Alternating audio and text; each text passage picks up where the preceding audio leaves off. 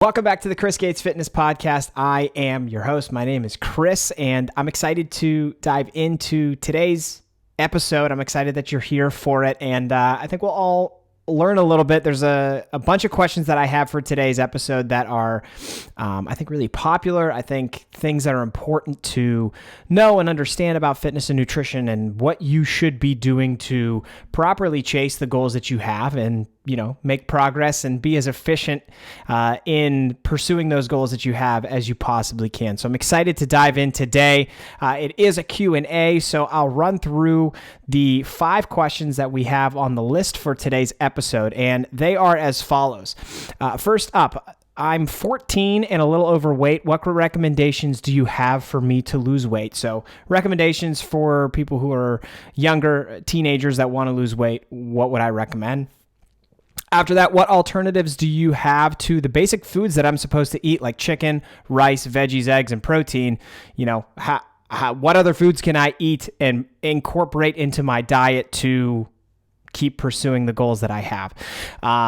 Somebody asked me if I could talk on the podcast about how I manage to write articles and do the social media content, newsletters, website, podcasts, like all that stuff, along with having a family and other responsibilities. So I'll tack that one on at the end, since it's not as much fitness related, but I thought it was an interesting question, and I didn't know people would be interested in hearing a little bit about the process, but I'm happy to share that. Also, does it matter when you take creatine? Do I recommend any certain brands for it? And then the last question, I find it hard to stay in a calorie deficit because I eat emotionally and I join whenever my roommates eat. Do I have any tips for you? So those are the 5 questions for today's episode. I think they're all pretty good, and we'll dive into each one here as we go along. Real quick, before we dive into all of the questions and answers in this episode, as always, I want to remind you that I am a coach and I work with people all over the world to chase their goals with fitness and nutrition. So if you want to build muscle, burn fat, feel more confident, just develop a healthier lifestyle and do some of these things that are proven to really improve your quality of life and set you up for better health for the duration of your life, that's what we work on. I work with my clients to not only help them achieve, their short-term goals and their long-term goals, but provide everyone I work with as much knowledge as I possibly can so that long after we are done working together, you have the fundamental principles and you have the knowledge and understanding to take these things and implement them so that whatever your goals may be down the road, however things may change for you, you know how to manipulate your healthy lifestyle habits, what you're doing with exercise, what you're doing with your diet to continue to work yourself in the right direction. So with that said, I am opening things up for clients here starting on May 1st, okay? I'm going to be accepting new clients on May 1st because I've had a few spots open up. I would really highly encourage you to contact me if you are interested, okay? We're going to open that up on May 1st, but you can feel free to let me know ahead of time if this is something that you want to talk about. What is coaching like? Or, if you want to learn more about it, there is a link to my coaching page in the show notes for this episode. You can head over there, check everything out, and if you're interested, you can submit an application. I will reach out to you and we can talk about that May 1st deadline, what your goals are looking like, and how I might be able to help you put a program together to start working in the right direction. But there's going to be a limited amount of slots, just like the last time. So like I said, if you're interested, would highly, highly recommend you check out my coaching page, get in touch with me if you're interested, and we can start that conversation, okay? But all right, let's dive into the questions, and we'll start with that first one. I'm 14. I'm a little bit overweight. What recommendations do you have for me to lose weight? Quite honestly, for virtually anybody this young, 14, you're a teenager, probably into your college years too. Rather than focusing on your body composition, your body weight, and trying to manipulate it to lose weight or something like that, I really would try and steer you in a completely different direction, to be quite honest with you, especially at the age of 14, if you're that young. What I would really recommend you do is focus more intently on what you're doing with exercise and actually try and set your focus on the basics, the fundamental principles of strength training, understanding, how to do certain compound exercises, dialing in your form and technique, understanding and learning about what type of accessory exercises complement those compound exercises, and figuring out, if you have a specific goal or if you want to set a goal for strength training to get stronger or build muscle or whatever it may be, like focus in more specifically on those performance related goals, because when you're that young, your body still has so much developing to do. You can talk to countless people who, like, at 14, you're like a freshman in high school, right? You're still going to be growing. For the vast majority of people, you're still going to grow throughout high school in some way, shape, or form. You'll probably hit another growth spurt. And you'd be much better served by, at that age, learning about strength training, learning about cardio and like what matters with cardio, right? Learning about how certain forms of cardio can benefit your overall health, and kind of steering away from the stuff about like doing cardio to burn calories, to lose weight. Like really try and focus on performance with your exercise, because what you'll see is that you can make changes in your body composition just by training hard. Again, focusing on those basics, focus on doing some type of squat each week, some type of pressing exercise each week. Could be like a dumbbell press or a bench press or a shoulder press. Focus on some type of row each week, where it could be a barbell row. You could do a seated cable row. You could even, it could even be a pull down if you wanted to. Focus on those compound exercises and focus on getting better at them. Focus on improving your performance with them week to week, because you should be able to. At 14, you would be considered a beginner to strength training. And anybody who is a teenager would probably be considered a beginner to strength training. And since you are that young, you're actually in a really advantageous position to start training, learn about training, and make massive amounts of progress. You really are in a good spot. So I would highly encourage you to worry less, think less, stress less about being a little bit overweight and wanting to lose some body fat, because you still have a lot of growing to do.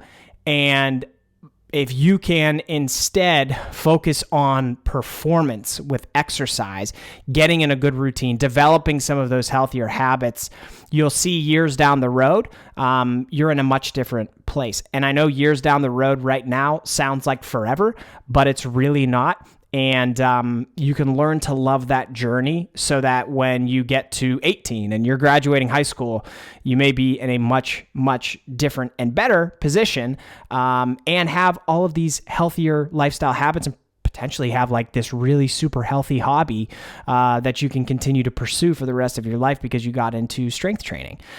So that's what I would encourage. Like anybody that's that young, if you're a teenager and you're worrying about being a little bit overweight, it's hard. It's hard to like shift your focus at that age to say, yeah, you know what, it's not the end of the world. There's a lot of road in front of me, and I just need to be patient. I know that's difficult, but it is reality. And I've been there. When I was young, when I was that age, I was, I guess, in the opposite position, where I was super skinny, and I hated the way that I looked. And I remember when I was told about strength training, and I actually had some people in the past try and take me under their wing and teach me about it, the concept of like, yeah, if you do this stuff for 3 to 6 to 9 months, you can look dramatically different. Like that seemed so long to me. 3 months seemed so long. And I was like, wait, I have to show up at the gym and do all these workouts for like at least 3 months to start seeing change in my body. And I couldn't do it. I couldn't wrap my head around it. So I quit. I was like, no, this is not for me. There's got to be something better. There's got to be a quicker fix. And guess what? There's not. But so I say that to say, like, I know the mindset. I know that seems like a really long time, but focusing on performance is really the thing that you should be concerned with right now. Don't worry so much about being a little bit overweight, because you have a lot of growing to do, and you could very much help yourself for years to come by shifting your focus right now to performance and finding those forms of exercise you enjoy, finding those forms of exercise that are most beneficial for you. So like I said, the compound exercises with strength training, finding cardio that works well for you, and getting consistent with those. And if you do that, you're going to be fine. I promise you're going to be fine. Question number 2, what alternatives do you have to the basic foods that I'm supposed to eat? And the examples this person gave were chicken, rice, veggies, eggs, protein, etc. So I want to take this to two different places.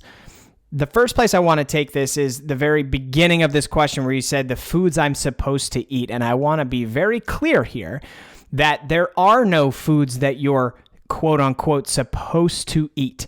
There are no foods that you have to eat. There are no foods that you cannot eat. And that is a absolute fact.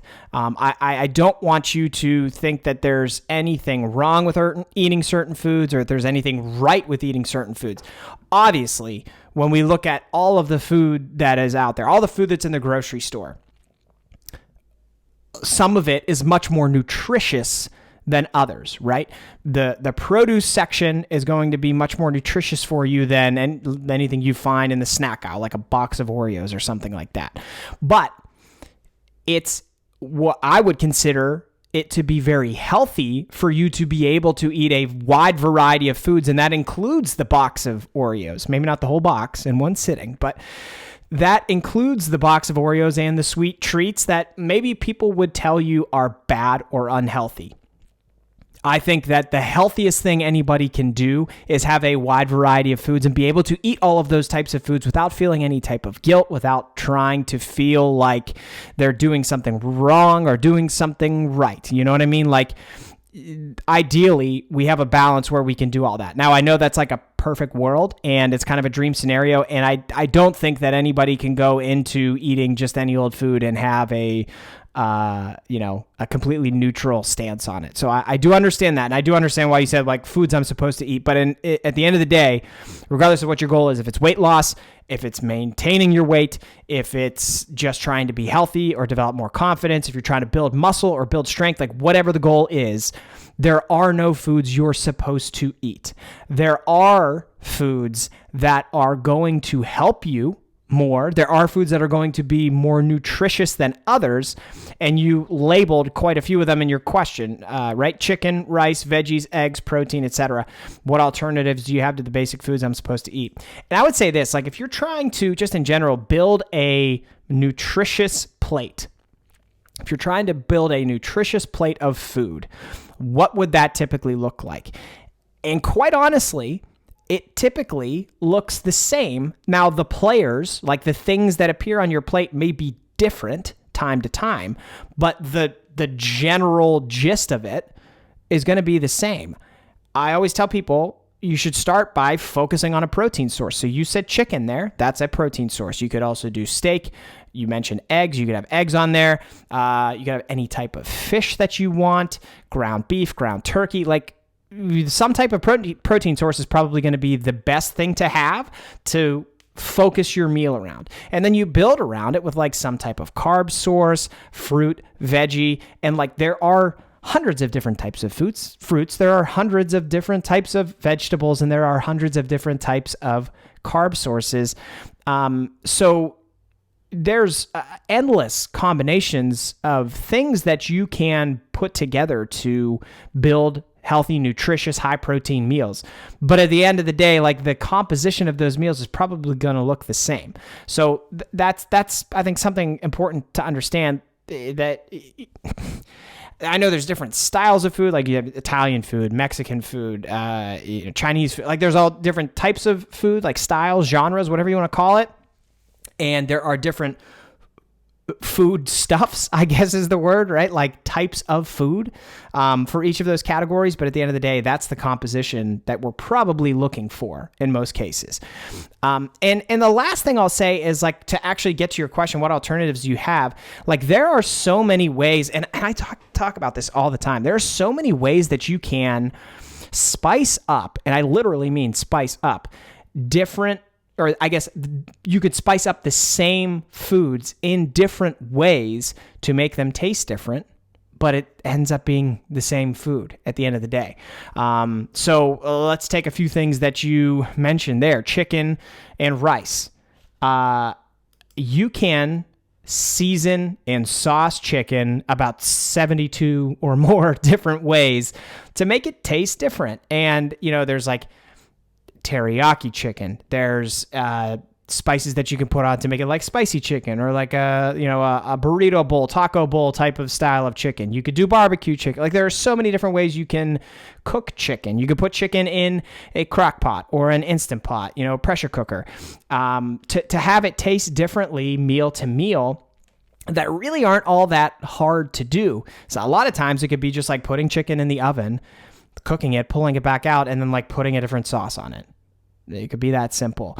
And oftentimes that's one of the keys to like dietary success, is finding a few 3 to 4 to 5 meals or types of foods that you really enjoy eating over and over and over again, and making them the majority of the foods that you eat. I did a post on TikTok actually about this that did really, really well, because I said, this is something that I don't think a lot of people in the fitness industry are brave enough to say or talk about, because it comes off as, I think like coaches are afraid to come off as being overly restrictive about the food that they eat. So they're not comfortable saying, well, you know what, you should probably eat like this, this, and this, and eat them most of the time if you like them, because then you're going to get all kinds of people coming at you saying like, oh, that's too restrictive. You should not ever have to eat certain foods. And obviously that's not what I'm saying. I'm never saying that you have to eat any foods, but if you find some foods that you really enjoy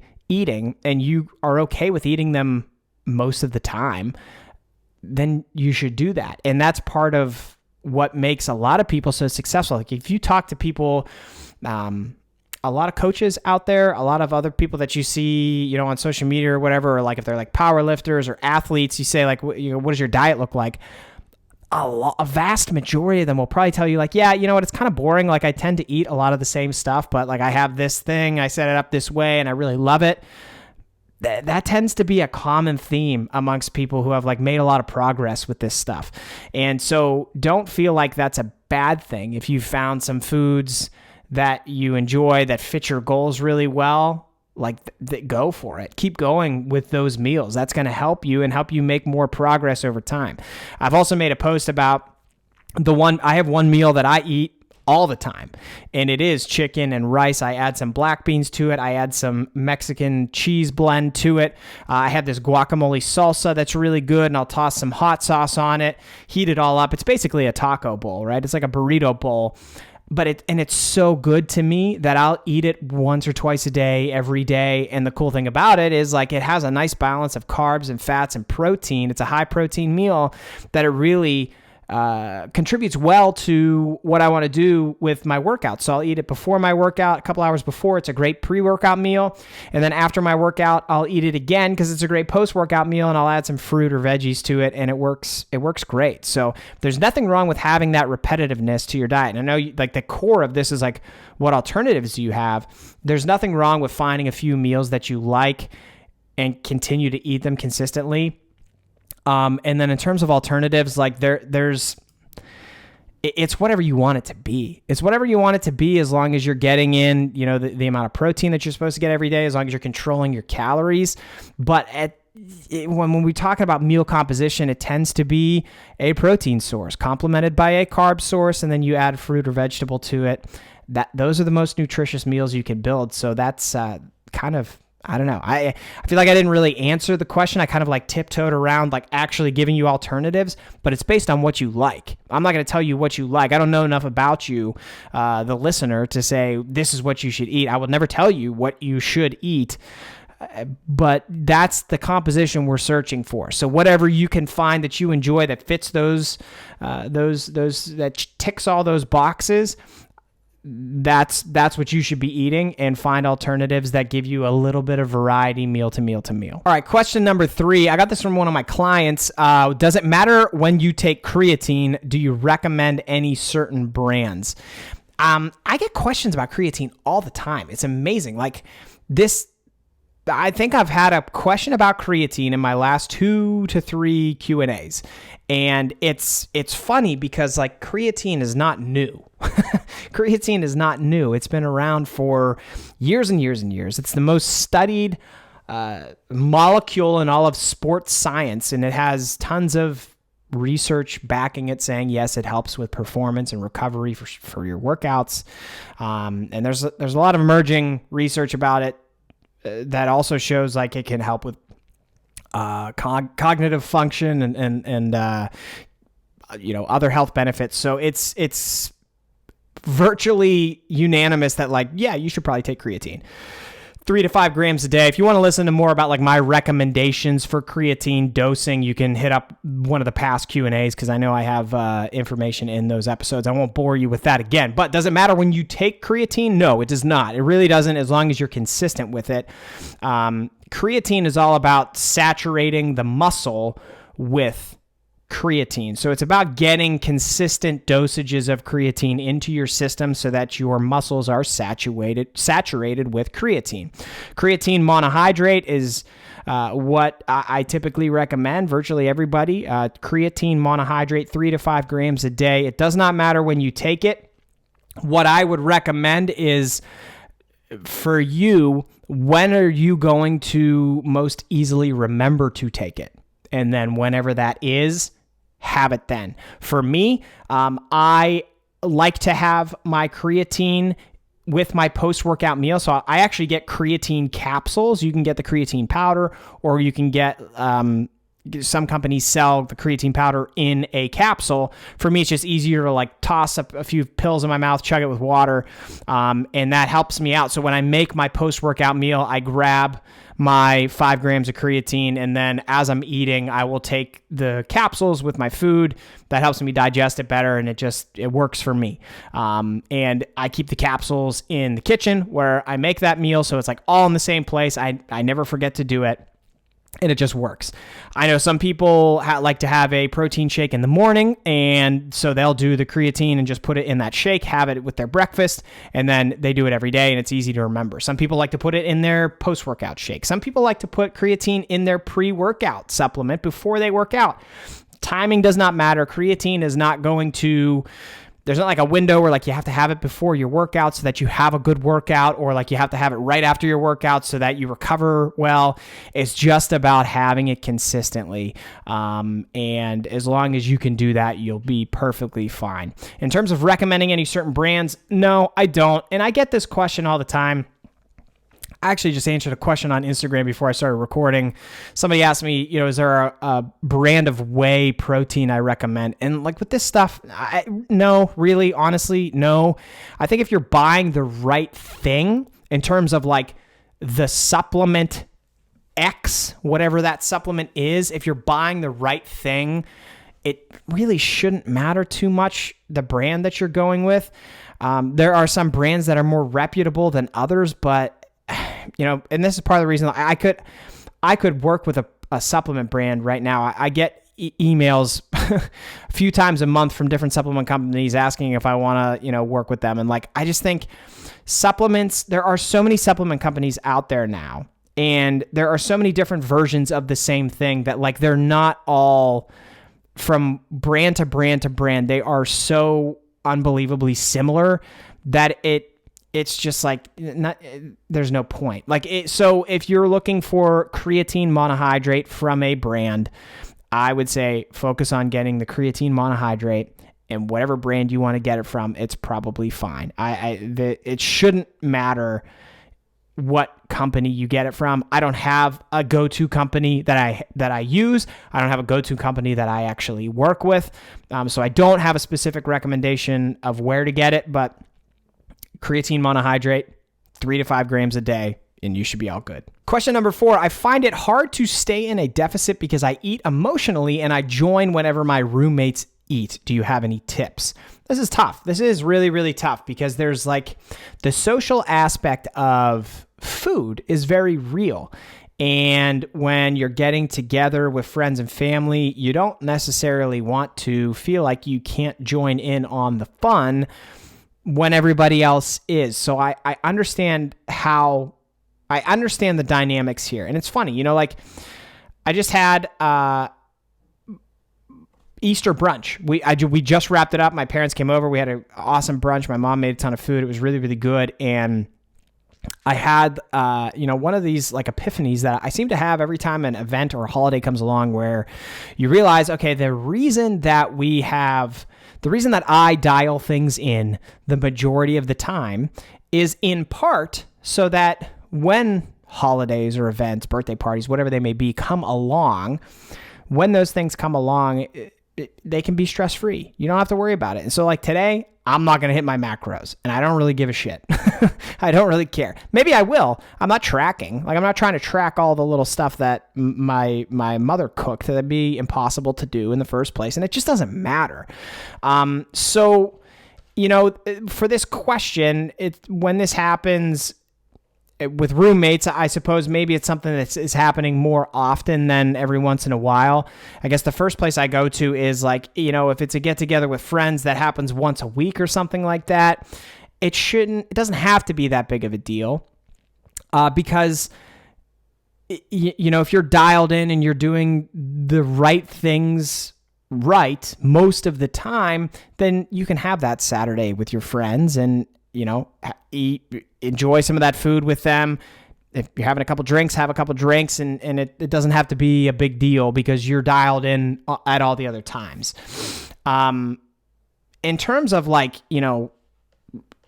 eating emotionally though, and being worried about not joining in when your friends are joining in, that's a step deeper. And that's one it's a tough question for me to answer and give you a real dialed in, like, this is the thing to do, because it's different for everybody. But like I said, there are those dynamics where it's hard to remove yourself when everybody else is doing something and you want to be part of the group.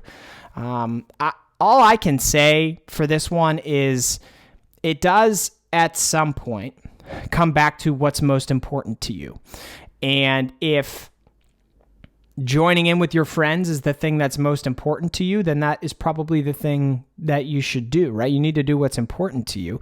But if if it doesn't align with what you want to do, and since you asked this question, I get the impression that like, I eat emotionally, I join with them when they're doing things, but I don't really want to.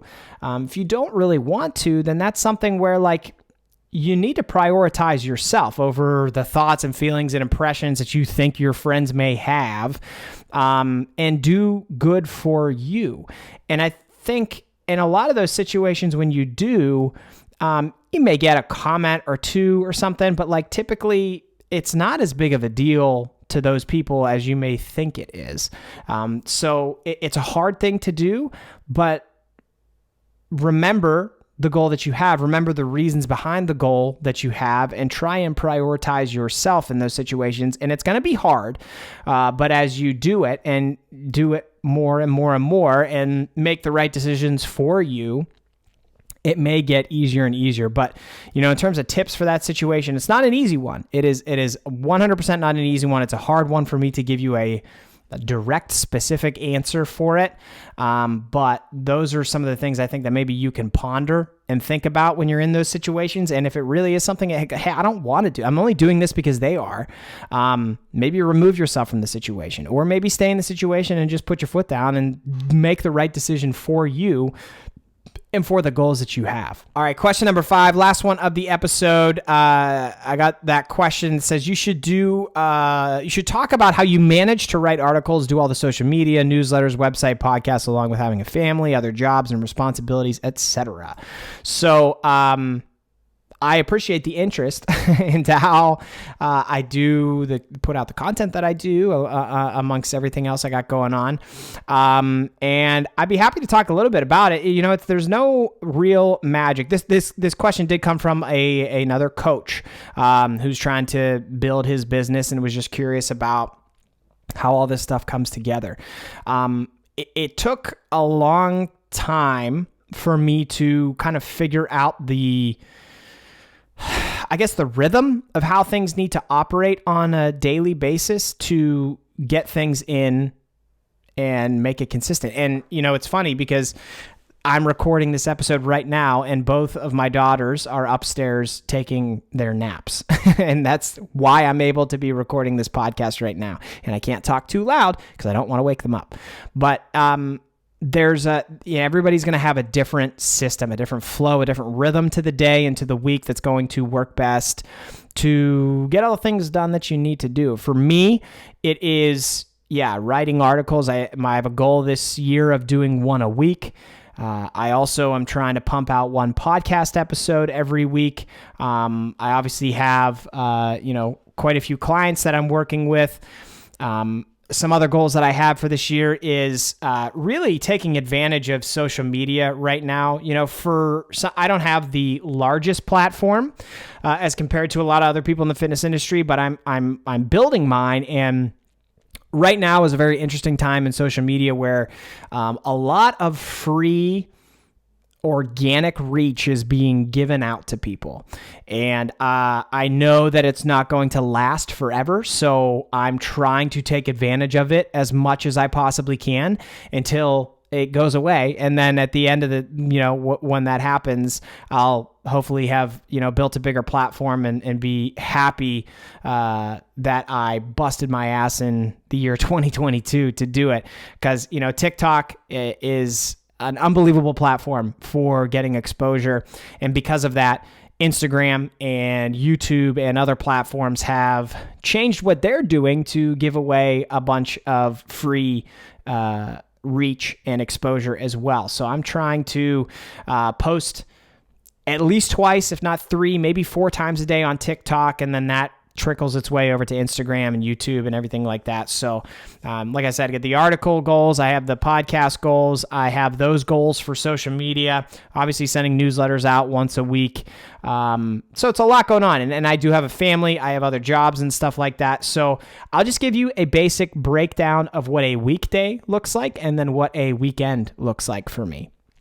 And a basic weekday is up and working on either client emails and programs or a article around 5:30 in the morning, and doing that until about 8:30. So those first 3 hours of the day, I am busting out client check-ins, looking over client programs, and with leftover time, I am working on whatever that next article is going to be. Then it's kind of like split time throughout the day. But pretty much just consistently working until around noon. Noon is when I train. I'll train for an hour and a half or so, and then get back to it. The kids come home from daycare, and then we have a few hours of family time there. And then once the kids go down for the night, it's back online to do more client check-ins and programs and all that good stuff. So they're long days, but it's not so bad when you absolutely love what you're doing. And then so that's Monday through Friday is pretty much the same. Like it's a lot of work at the computer. It's early mornings and late nights, but it's fun. And then on the weekends, I try to utilize those long days during the week to minimize as much work as I need to or have to do on the weekends. So weekends are much more family centric. At least I try to make them be. I do have the window of about hour and a half, 2 hours in the middle of the day where I can record a podcast like this or do more client programs or anything like that. But the majority of the week work happens during the week. And then obviously, again, once the kids go to bed at night, I hop on the computer and do whatever I need to do. So there's no magic to it. You have to love what you're doing. You have to absolutely love creating content, which I absolutely love to do. And you have to love doing client check-ins. You have to love working with your clients. It's just it's like anything else. Like if you love what you do, you love the people that you work with, it's easy to show up. It's easy to show up. And so it is. It honestly is. I don't wake up at that early in the morning and like dread it. I wake up and get excited to make some coffee and hop on the computer and see what my clients have said in their check-ins. It's a lot of fun. But again, I appreciate the interest. That's it in a nutshell. Hopefully that was some interesting insight for those of you that listen to the podcast regularly. But a lot of work, but it's a lot of fun. So that's going to wrap it up for today. Thank you again for listening and joining me on this episode. And reiterate what I said at the top. May 1st, okay? May 1st, I'm opening things up for new interested clients. If you are interested or just want to get some more information, hit that coaching link in the show notes, okay? And then we can talk. If you're interested in being one of those folks who gets started on May 1st, feel free to reach out to me, submit an application, and we could talk a bit more about what you're interested in doing. And I hope to hear from you. So, all right. Thank you again. I appreciate it. And I will talk to you next week.